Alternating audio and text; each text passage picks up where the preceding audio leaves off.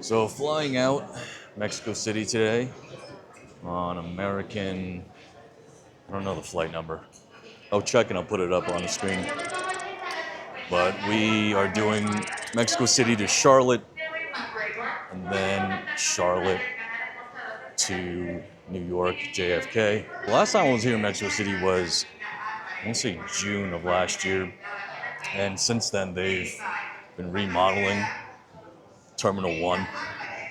And yeah, it definitely looks way better. There's definitely more shops. It feels more open. The lighting is better. It's just this part is a little crowded all the way down by the end.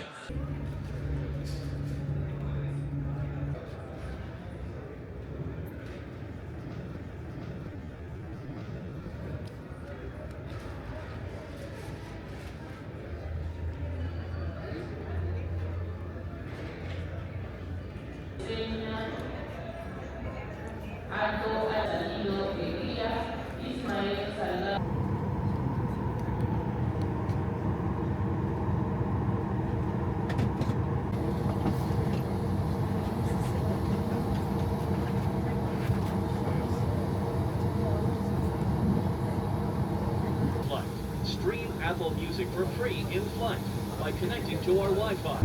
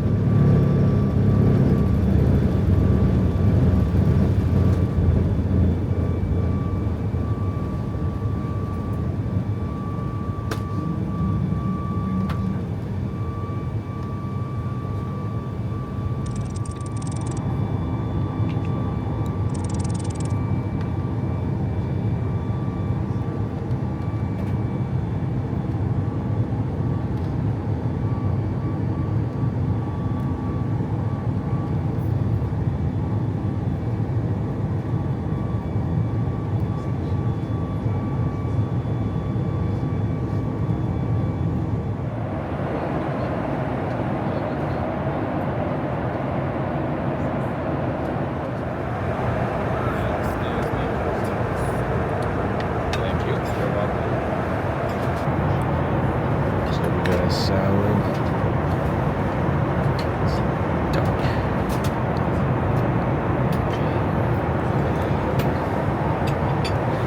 main courses, chicken breast, a little bit of rice.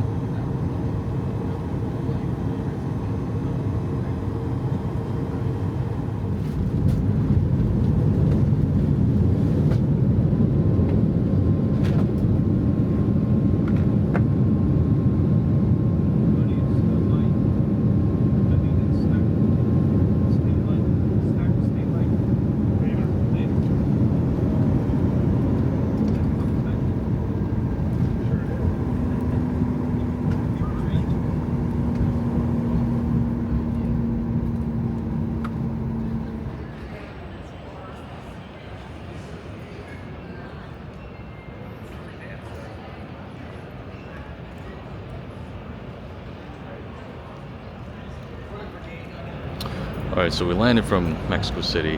That flight was 3.5 hours, which is, to me, like a really nice length of a flight.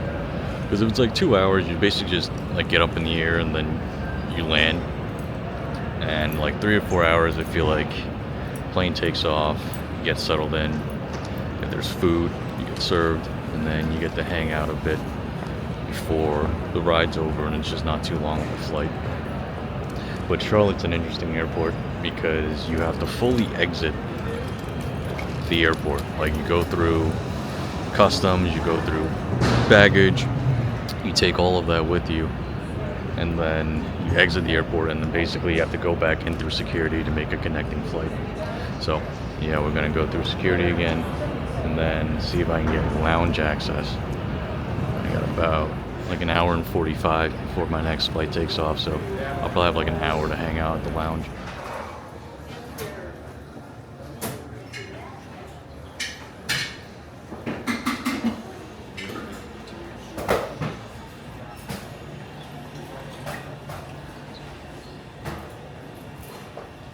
Alright, so what did I think of that flight? I think American's business product, at least on the 737, is more of premium economy.